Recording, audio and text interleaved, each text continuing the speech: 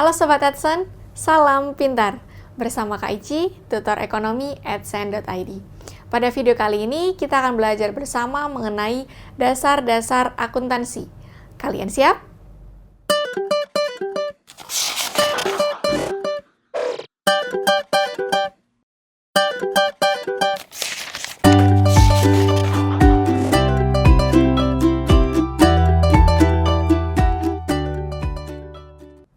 Sobat Adsen, beberapa pihak dan lembaga itu banyak yang mengartikan atau mendefinisikan akuntansi. Nah, sekarang kita akan bahas terlebih dahulu definisi akuntansi. Yang pertama adalah dari lembaga Financial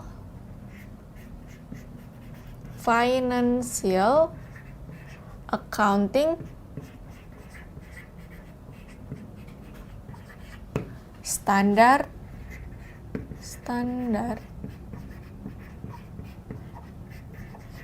Board ya, atau sering disingkat sebagai FASB. Nah, menurut lembaga ini, akuntansi memiliki definisi sebagai kegiatan jasa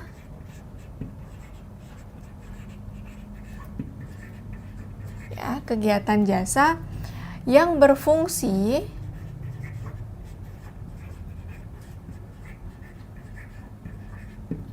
menyediakan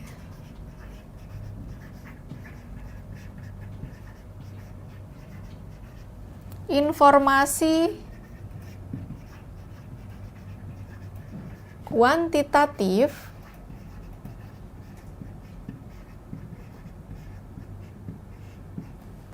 yang mana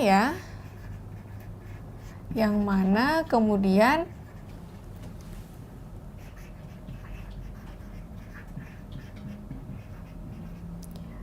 informasi tersebut digunakan untuk pengambilan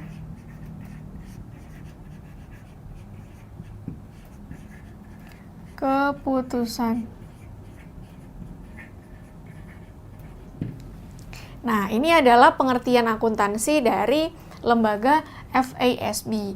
Nah, ada lembaga lain yang mengartikan akuntansi sedikit berbeda, tapi sebenarnya maknanya sama. Nah, definisi kedua yang akan kita bahas itu adalah dari American Accounting Association ya.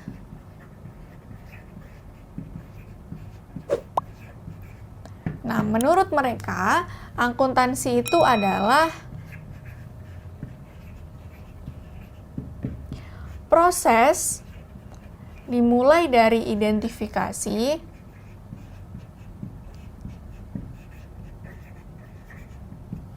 lalu menuju ke pengukuran,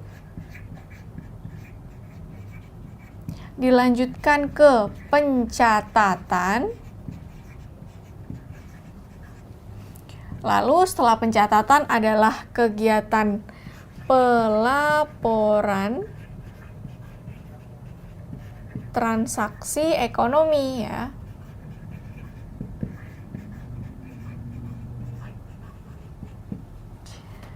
Nah, proses dari identifikasi sampai pelaporan transaksi ekonomi itu dilakukan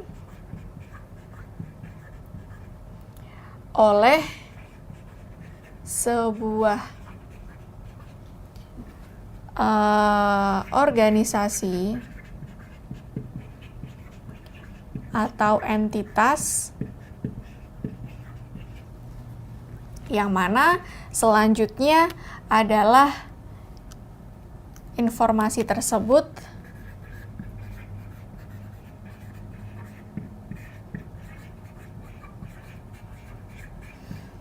dijadikan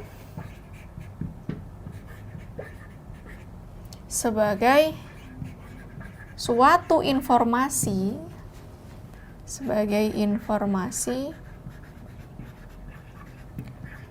dalam rangka pengambilan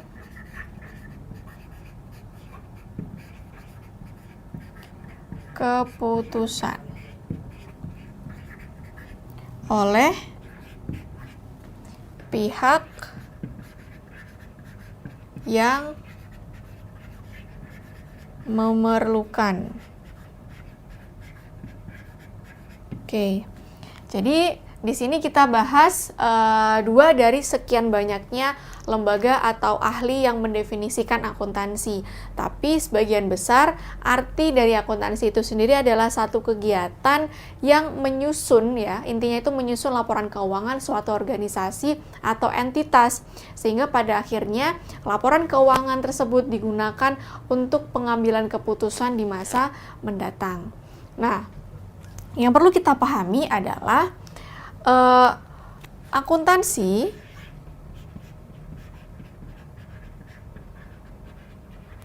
di dalamnya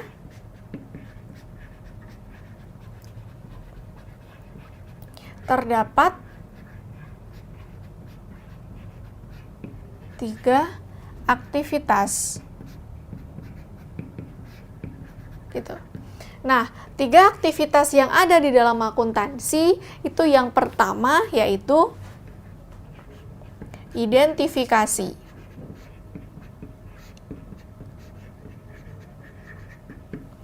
Yang kedua, aktivitas dalam akuntansi adalah record atau pencatatan, ya. Dan yang ketiga adalah communicate. Communicate ini adalah mengkomunikasikan atau memberikan laporan keuangan yang telah disusun sebelumnya, ya, yang telah diidentifikasi dan dicatat. Kepada siapa mengkomunikasikannya? Kepada 2 pihak, yang mana kita bisa sebut pihak tersebut adalah eksternal, ya, pihak eksternal dan pihak internal dari suatu organisasi atau entitas. Baik, jadi yang perlu dipahami adalah setelah satu laporan itu dibentuk, setelah dicatat dan disusun, itu nanti akan diserahkan atau dilaporkan ke pihak-pihak yang membutuhkan. Di sini kita bisa mengkategorikan pihak tersebut 2 macam. Ada golongan pihak eksternal, yaitu di luar perusahaan, dan ada golongan pihak internal atau di dalam perusahaan. Sobat Adsen, pihak pengguna akuntansi atau laporan akuntansi itu dikategorikan 2 macam, ya, internal dan eksternal. Nah, kita akan bahas satu persatu nih, siapa saja pihak yang memiliki hak untuk mendapatkan laporan keuangan tersebut. Jadi, pihak pengguna laporan keuangan atau akuntansi itu yang pertama adalah pihak internal, ya. Jadi dia berada di dalam perusahaan. Nah, pihak internal itu yang pertama adalah HR. Apa itu HR? Human Resource, ya. Jadi HR itu adalah Human Resource. Nah, pihak yang kedua setelah HR adalah manajemen. Ini sudah pasti. Kenapa? Karena pihak manajemen ini yang biasanya memiliki tanggung jawab besar untuk mengalokasikan dana. Itu biasanya ada di manajemen keuangan. Jadi setelah ada laporan, oh ini loh laporan keuangan tahun ini, kan bisa dilihat kira-kira apa yang seharusnya dikurangi atau apa yang seharusnya dilakukan pengembangan. Biasanya itu merupakan tanggung jawab oleh si manajemen. Nah, pihak internal yang ketiga setelah manajemen adalah finance, ya. Pihak keuangan ini sudah pasti karena akuntansi itu sangat erat dengan pengalokasian dana. Jadi mau nggak mau pasti itu yang terlibat pertama adalah finance. Nah, pihak internal yang keempat, ya, setelah finance adalah marketing. Secara khusus, marketing ini berkaitan dengan penerimaan. Jadi misalkan dari laporan akuntansi, oh ini ternyata penerimaan tahun ini kok turun dibandingkan dengan tahun sebelumnya. Berarti nanti ada satu misi yang harus diselesaikan oleh marketing, bagaimana caranya meningkatkan penerimaan dengan cara peningkatan penjualan. Nah, selanjutnya, setelah kita tahu, oh ini loh ada keempat pihak internal yang memiliki hak untuk mendapatkan laporan akuntansi. Selanjutnya adalah siapa saja pihak eksternal yang memiliki kewenangan untuk mendapatkan laporan akuntansi tersebut. Yang pertama adalah pasti adalah pihak pajak ya. Jadi yang pertama itu pihak pajak. Kenapa? Karena dengan pihak pajak mengetahui laporan keuangan suatu perusahaan, maka nanti mereka bisa mengkategorikan, bisa menggolongkan kira-kira berapa nominal pajak yang harus dibayarkan oleh satu perusahaan. Biasanya pajak itu dihitung berdasarkan tingkat laba atau profit yang didapatkan. Oke, nah setelah pihak eksternal yaitu pajak, yang kedua adalah customers. Nah, yang ketiga ini pelanggan ya, berarti yang ketiga adalah regulatory agencies. Pihak eksternal yang keempat adalah investor. Kalau investor ini biasanya berkaitan dengan keputusan untuk mau menanamkan modal di perusahaan itu atau enggak.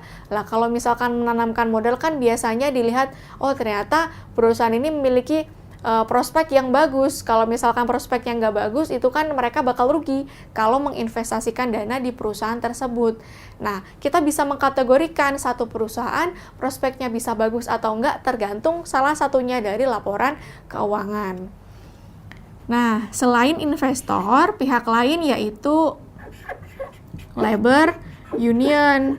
Apa itu labor union? Serikat pekerja. Jadi kan biasanya kalau ngomongin tentang pekerja itu erat kaitannya dengan penentuan upah. Jadi kalau mereka bisa mendapatkan list resmi atau list lengkapnya laporan keuangan suatu perusahaan, mereka tahu kira-kira ini loh pendapatan atau penerimaan atau bahkan profit yang didapatkan dari satu perusahaan. Jadi mereka bisa mengkalkulasikan apakah harus ada penambahan gaji atau tidak di periode tersebut. Baik, selain labor union, ada kreditur yang memberikan pinjaman bagi perusahaan ya, dan ada investor. Oh, investor sudah ya. Baik, jadi ini pihak eksternal mulai dari pajak, customer, regulatory agencies, investor, labor union, dan kreditur. Itu adalah beberapa pihak yang memiliki hak untuk mendapatkan laporan keuangan dari satu organisasi atau entitas. Nah, Sobat Adsen, selanjutnya yang akan kita bahas adalah proses atau tahap dari akuntansi. Nah, tahap-tahapan dari akuntansi itu bisa kita kategorikan menjadi 3 step ya, atau 3 langkah. Oke, pertama kita tuliskan terlebih dahulu proses atau tahapan akuntansi. Oke, tahap yang pertama adalah tahap pencatatan dan penggolongan ya.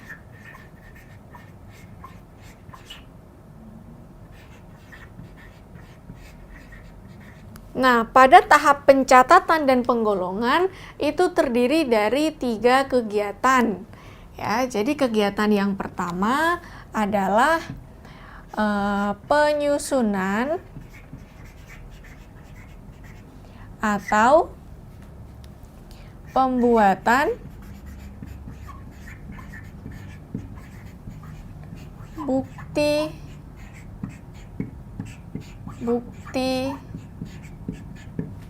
pembukuan ya. Jadi penyusunan atau pembuatan bukti-bukti pembukuan atau bukti transaksi, sama saja ya.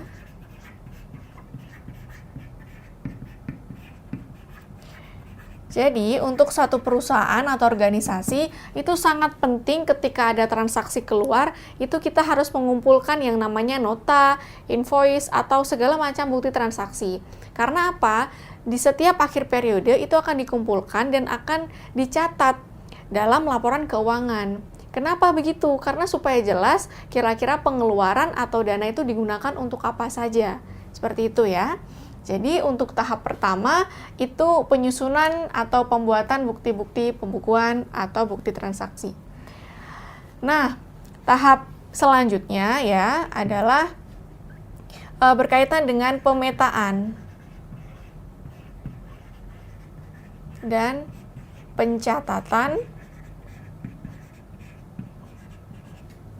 ke dalam jurnal, yaitu jurnal umum dan khusus. Jadi, Sobat Edson, setelah kita mengumpulkan bukti-bukti transaksi atau bukti pembayaran, selanjutnya adalah masuk ke dalam kegiatan pencatatan ke dalam jurnal. Jadi, biasanya di dalam jurnal itu nanti dirinci beban sewa karena menyewa gedung atau kios, lalu beban listrik karena menggunakan listrik. Beban listrik itu biasanya berapa ribu rupiah atau berapa puluh ribu rupiah. Lalu beban air kalau misalkan menggunakan jasa PDAM atau beban-beban yang lainnya. Selain itu, bukti transaksi lain yang biasanya dicatat dalam jurnal umum ataupun khusus itu berkaitan dengan upah, lalu berkaitan dengan pembelian peralatan atau perlengkapan dan yang lainnya. Oke, Sobat Edson, untuk kegiatan yang ketiga dalam tahap pencatatan dan penggolongan adalah berkaitan dengan posting gitu ya. Dia posting ke buku besar. Nah, kalau di dalam jurnal itu masih general, masih umum. Jadi segala macam transaksi itu disatukan dalam satu jurnal, dicatat di situ. Tapi kalau sudah diposting ke buku besar, itu biasanya akan dirinci masing-masing. Jadi misalkan untuk satu tabel ini adalah untuk pengeluaran beban listrik. Untuk satu tabel itu untuk pengeluaran beban upah. Lalu untuk satu tabel lainnya untuk pengeluaran pembelian peralatan misalnya, atau perlengkapan, atau pembayaran hutang, dan yang lainnya. Sobat Edson, tahap kedua dalam proses akuntansi adalah berkaitan dengan pengikhtisaran atau ringkasan ya. Jadi ini tahap pertama, ini tahap kedua. Tahap kedua adalah pengikhtisaran. Pengikhtisaran atau peringkasan. Nah, setelah melewati tahap pencatatan dan penggolongan, selanjutnya akan dilakukan penarikan ringkasan ya. Jadi diringkas segala macam transaksi ekonomi. Apa saja kegiatan yang masuk dalam kategori pengikhtisaran atau peringkasan? Yang pertama adalah penyusunan neraca saldo.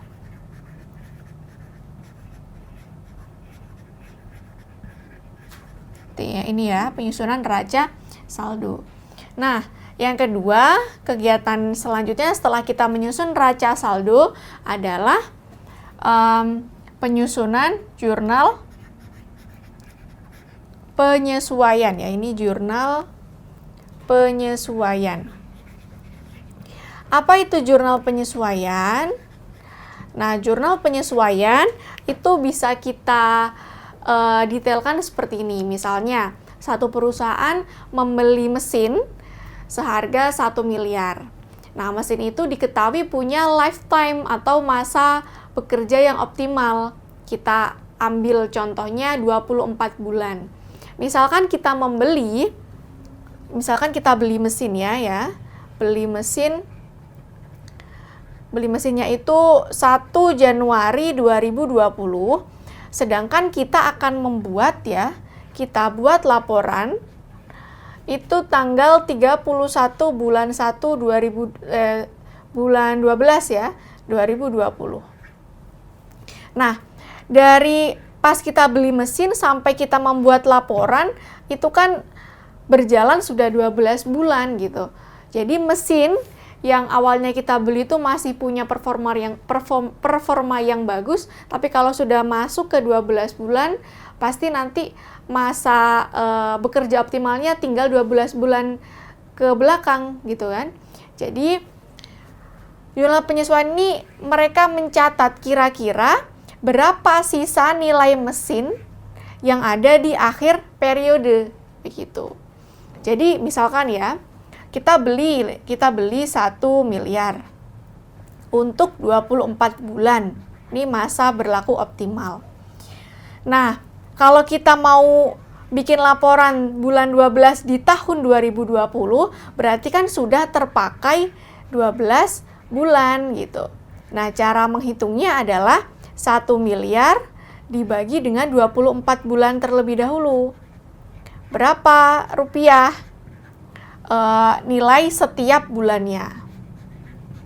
Baru nanti dikalikan dengan 12 bulan tersisa. Itu 12 bulan sisanya. Gitu ya. Ini adalah contoh perhitungan dari jurnal penyesuaian. Nah, kegiatan ketiga dalam tahap pengikhtisaran atau peringkasan adalah berkaitan dengan penyusunan jurnal penutup. Kalau di akhir periode itu bisa akhir bulan, akhir tahun gitu, tergantung dari mekanisme atau aturan suatu perusahaan. Nah, biasanya di akhir periode itu akan disusun jurnal penutup. Jadi nanti kalau di awal periode nanti ada jurnal lagi gitu ya.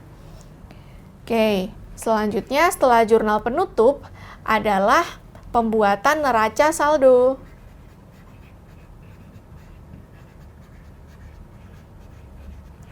Jadi, setelah ditutup di akhir periode itu biasanya kita akan membuat neraca saldo. Kira-kira berapa sisa saldo atau kas yang dimiliki oleh satu perusahaan di akhir periode. Ya, sisa saldo itu bisa kas, harta yang lain, atau kewajiban. Kewajiban itu utang ya, dan yang lainnya. Nah, untuk yang kelima, kegiatan dari pengikhtisaran atau peringkasan yaitu penyusunan jurnal pembalik.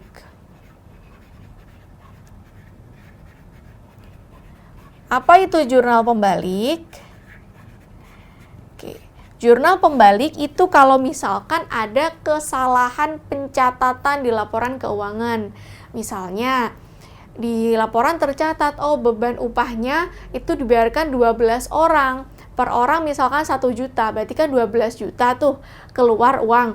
Tapi ternyata yang digaji cuma 10 orang, berarti ada kesalahan input 2 orang kan? Berarti ada kesalahan penulisan 2 juta. Sehingga itu perlu yang namanya jurnal pembalik. Jadi mengembalikan nominal yang keluar, padahal itu adalah sebuah kesalahan. Jadi perlu dikoreksi dengan menggunakan jurnal pembalik. Oke, Sobat Tetsen, jadi ini adalah kegiatan yang berada di tahap pengikhtisaran atau peringkasan. Sobat Tetsen, setelah tahap pengikhtisaran, selanjutnya kita akan masuk ke tahap terakhir ya. Jadi tahap terakhir, yaitu tahap ketiga, adalah berkaitan dengan tahap pelaporan.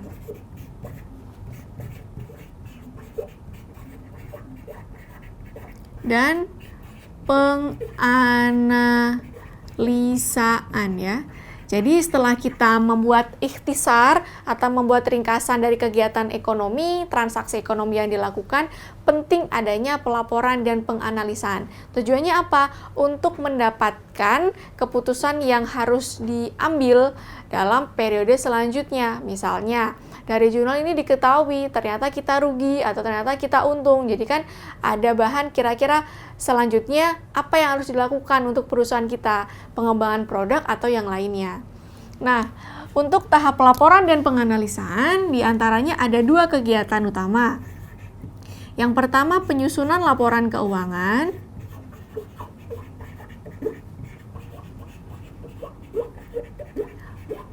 Nah, laporan keuangan ini isinya adalah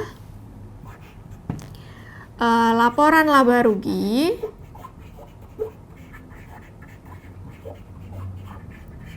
atau sering disebut sebagai income statement ya.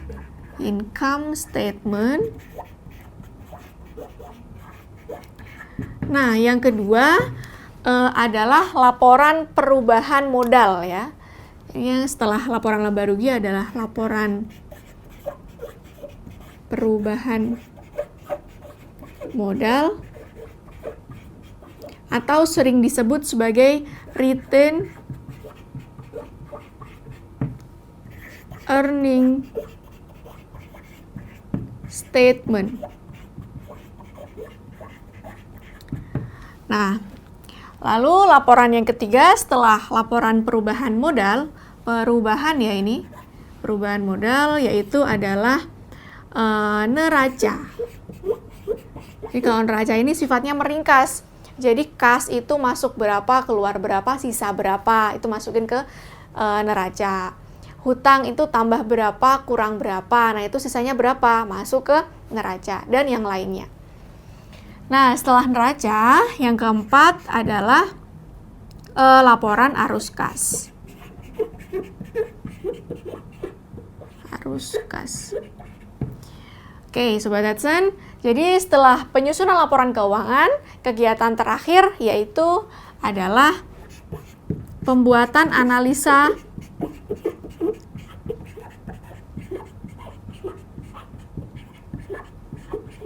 laporan keuangan, yang mana analisa tersebut akan digunakan untuk dasar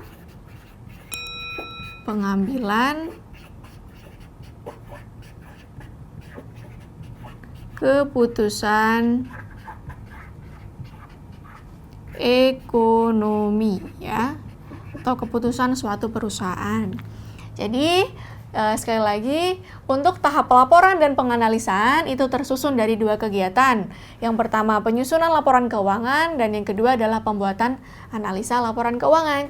Jadi dari penyusunan laporan keuangan pasti akan diketahui kira-kira suatu perusahaan tersebut dalam periode ini itu sedang rugi atau untung. Kalau misalkan rugi itu seberapa, kalau untung seberapa. Selain itu kira-kira modal yang tersisa itu ada berapa, bertambah atau menurun bahkan. Kalau misalkan ada problem, nanti biasanya akan diputuskan ketika ada ringkasan analisa laporan keuangan. Jadi keputusannya kita harus expand atau justru meminta pinjaman tambahan dari lembaga lain. Itu contoh kegiatan akuntansi ya, setelah adanya tahap pelaporan dan penganalisaan. Sobat Adsen, demikian pembahasan materi mengenai dasar-dasar akuntansi. Semoga mudah dipahami dan sampai jumpa pada video selanjutnya. Salam pintar! Sekian Sobat Adsen untuk video pembelajaran hari ini. Sampai ketemu lagi di video belajar berikutnya. Jangan lupa aktifkan notifikasi untuk video terbaru kami ya. Sobat Adsen juga bisa mengunjungi adsen.id dan temukan ribuan video pembelajaran. Sampai jumpa Sobat Adsen, salam pintar!